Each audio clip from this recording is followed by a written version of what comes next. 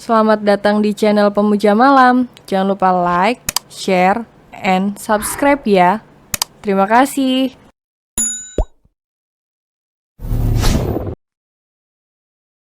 Episode 7 Menjilat Ludah Sendiri. Di saat mereka semua hendak pergi dari sana, Glenca melihat mobil Aurel berada di rumah sakit yang sama. Ada Dikta di sana. Kalau kamu serius, kamu datang ke sana dan bilang ini ke Dikta.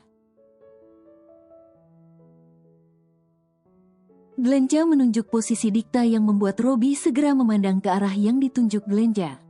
Dan benar saja ada Dikta di sana. Robi terdiam, dirinya tampak ragu atas permintaan Glenca sedangkan matanya ikut menatap di mana Dikta berada. Tapi, cepat. Desak Glenca keluar dari mobil dan memaksa Robi untuk ikut keluar dan menemui Dikta. Dengan terpaksa Robi menurut kepada Glenca, mereka berdua kemudian berjalan ke arah Dikta. Sebenarnya Dikta dan Aurel singgah di sana karena Dikta ingin memeriksakan kondisi kehamilannya. Namun siapa sangka Dikta kembali bertemu dengan Robi. "Dikta, tunggu!" teriak Robi yang membuat Aurel dan Dikta berbalik. "Bang Robi, mau apa lagi sih dia?" tanya Aurel kesal melipat kedua tangannya melihat kedatangan Robi dan Glenca. "Ada apa bang?" tanya Dikta saat Robi dan Glenca sudah berdiri di hadapannya. Aurel menatap Robi dengan kesal. Aurel pribadi sudah muak memandang wajah sosok pria yang akan menjadi mantan suami sahabatnya itu. "Mau apa kamu hah? Gak usah gangguin Dikta lagi deh." Aurel mendorong pelan dada Robi sehingga membuat Robi hampir terjungkal ke belakang. Setelah melakukan itu Aurel kembali ke posisinya dengan perasaan puas setelah mendorong Robi.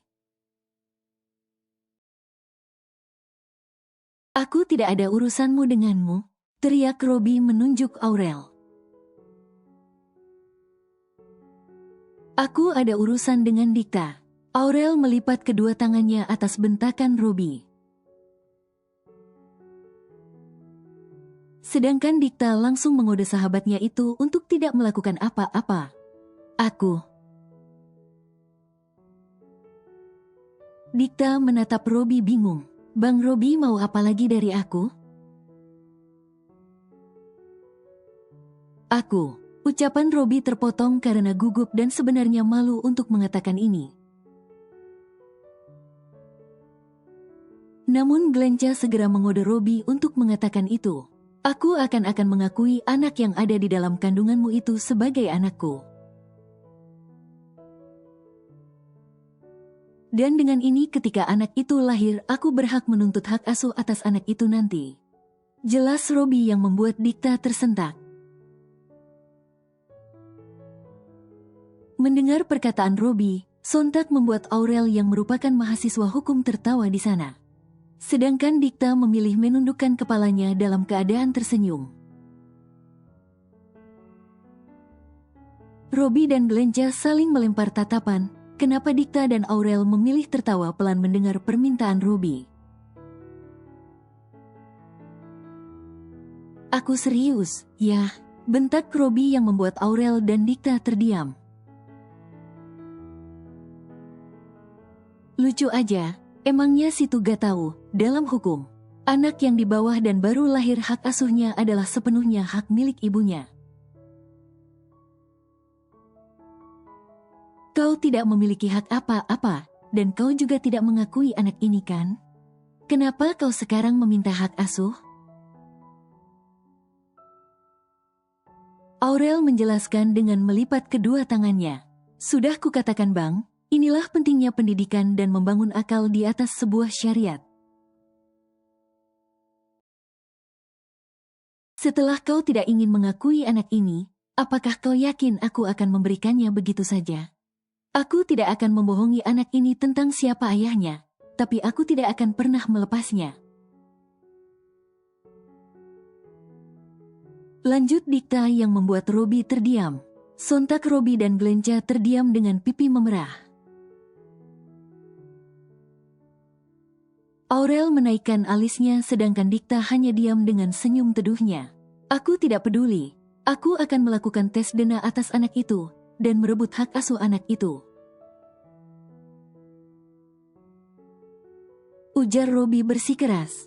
Bahkan setelah kau tidak mengakuinya.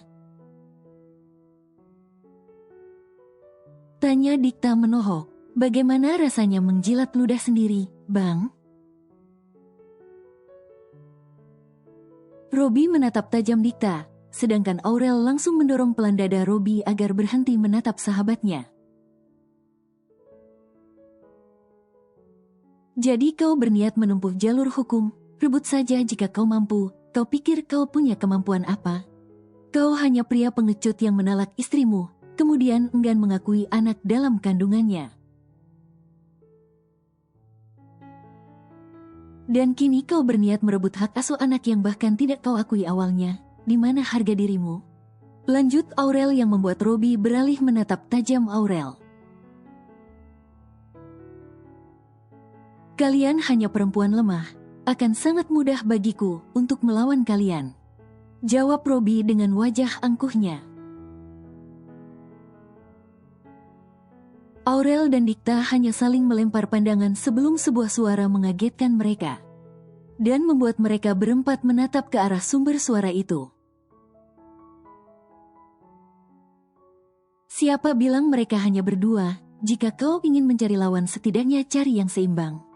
Melawan perempuan semakin menurunkan harga dirimu. Apakah kau pantas disebut pria? Ujar Adam berjalan ke arah Dikta dan Aurel. Adam masih memakai jas kedokteran dan kacamata miliknya. Dia melipat kedua tangannya dan kini berdiri di samping Dikta. Jadi, bagaimana sekarang Pak Robbie? Masih mau melawan? Tanya Aurel menantang. Robbie terdiam. Dia kehabisan kata-kata karena kini Dikta dibela oleh dua orang yang memiliki pengaruh besar nantinya. Aku tidak peduli. Sebagai ayah dari anak itu, aku berhak merebut hak asuhnya. Jadi, Dikta hamil? Mama Reni, Dikta, Aurel dan yang lainnya menatap ke Mama Reni yang baru saja pulih dari kondisi kesehatannya. Sebenarnya Mama Reni baru keluar dari rumah sakit dan hendak pulang ke rumah sebelum dia melihat keributan ini dan mendengar semuanya. Mama Reni berjalan ke arah Robbie dan menatap putranya itu. Robbie, jadi istri yang kamu talak dalam kondisi hamil? Tanya Mama Reni dengan suara bergetar. Belum sempat Robbie menjawab, Mama Reni sudah memberikan tamparan kasar kepada putranya itu. Yang membuat Robbie terdiam menerima semuanya. Mama menyesal pernah memiliki anak seperti kamu, di saat istri kamu hamil. Kamu malah menalaknya dan tidak mengakui anaknya. Jika Mama tidak ada di sini, apa mungkin Mama tahu tentang ini? Demi sebuah batu biasa kamu menukar berlian di mana akal sehatmu, Rob?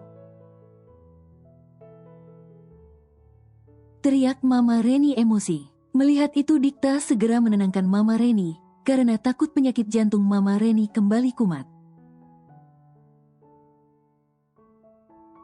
Mama Reni menatap Dikta, ia meraih tangan Dikta dan menggenggamnya erat. Kenapa kamu tidak bicara ini ke Mama nak? Maafkan Robbie ya. Memang seharusnya kamu terlepas dari pria seperti dia, dan sebagai permintaan maaf. Nama ahli waris dari keluarga Reno Dreantama akan Mama wariskan kepada calon anak kamu. Jelas Mama Reni pada Dikta. Dan kamu Robbie. Lanjut Mama Reni menunjuk Robi. Mama akan pastikan kamu tidak akan menerima sepeser pun. Dek, gak bisa begitu dong Ma. Aku adalah anak tunggal dari keluarga Dreantama. Dan Papa Reno sudah mewariskan semua harta keluarga atas namaku. Dan Mama sekarang ingin memberikan harta itu kepada dia. Mama waras gak sih? Tanya Robi menolak pernyataan Mama Reni. Mama Reni yang menggenggam tangan Dikta kemudian berbalik menatap Robi. Yang memberikan ekspresi wajah tidak suka atas keputusan Mama Reni. Papa kamu memang menuliskan nama kamu sebagai hak waris, itu pun karena kamu menikah dengan Dikta. Kalau sekarang keadaannya, selagi Mama masih hidup Mama gak akan memberikan sepeser pun kepada kamu Robi. Jawab Mama Reni menunjuk Robi untuk kedua kalinya. Robi menatap Mama Reni dengan menggelengkan kepalanya tidak tahu lagi harus menyiratkan kekesalannya. Dikta yang melihat itu langsung menarik tangan Mama Reni dan berusaha menenangkan Mama Reni. Ma, Dikta gak butuh semua ini. Dikta bisa kok hidupin anak Dikta sendiri. Tidak Dikta, untuk terakhir kalinya kamu jangan menolak, Mama udah tua. Dan mana mungkin Mama menitipkan semua warisan Papa Reno kepada Robi, yang ingin menghidupi wanita lain sampai rela menjandakan istrinya yang sedang hamil. Mama hanya ingin menutup mata dengan tenang, sayang. Jelas Mama Reni berusaha meyakinkan Dikta. Robi yang melihat itu bertambah kesal, dia langsung menarik tangan Dikta kasar kemudian menghempaskannya. Bagaimana sekarang? Kau puas? Kau sudah menghancurkan hidupku? Dan sekarang merebut semuanya. Jadi ini bentuk balas dendammu, dasar kau wanita murahan? Teriak Robi yang membuat Dikta terdiam. Di saat seperti itu Dikta masih sempat tersenyum, dia menatap Robi dalam. Aku tidak pernah dendam kepada abang, tapi jika ditanya aku ingin balas dendam, jelas iya.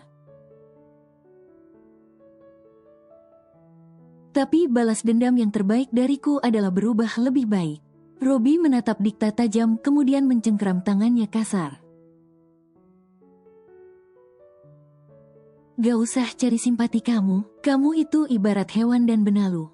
Seharusnya kamu itu mati, sama anak dalam kandungan kamu sekalian. Dikta meringis menahan sakit atas cengkeraman Robi sampai ia memaksa melepaskan tangannya. Abang tahu, kebodohan terbesarku adalah bertahan dalam pernikahan. Di mana saat itu aku tahu kalau noda merah sudah tercetak jelas di atas buku nikah kita. Abang ibarat lembaran cacat dari buku favoritku. Aku pernah mencintai abang atas pernikahan 5 tahun. Dan jika terus bertahan aku tahu akan begini. Aku tidak akan pernah lupa berdoa semoga abang bahagia. Jelas Dikta yang membuat Robi tertegun. Robi kemudian menarik tangan Glenca di suasana akwat seperti ini. Robi memilih pergi dari sana dan kembali ke mobil mereka. Sialan, maki Robi membanting pintu mobilnya. Rob, kalau semua hak waris keluarga kamu jatuh ke tangan Dikta, kamu miskin dong, gimana kamu mau nikahin aku?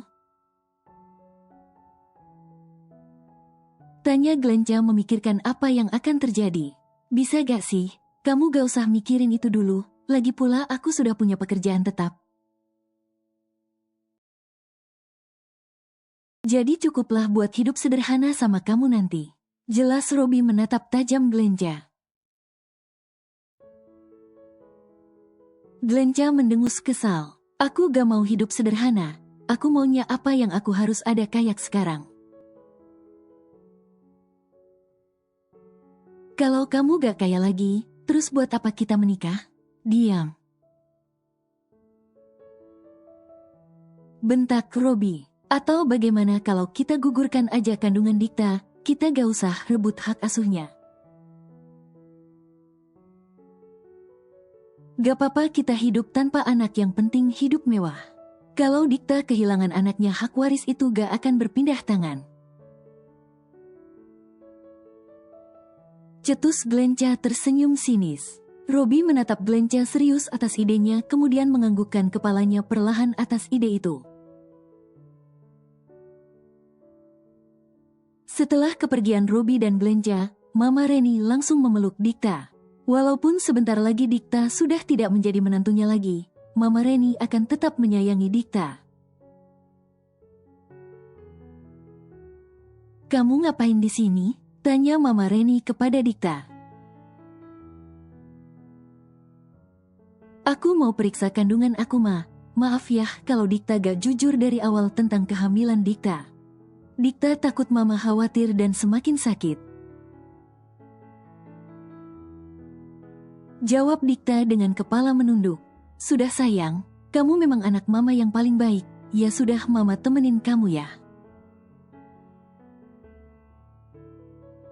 "Mama juga mau tahu kondisi calon cucu Mama," jawab Mama Reni yang membuat Dikta mengangguk.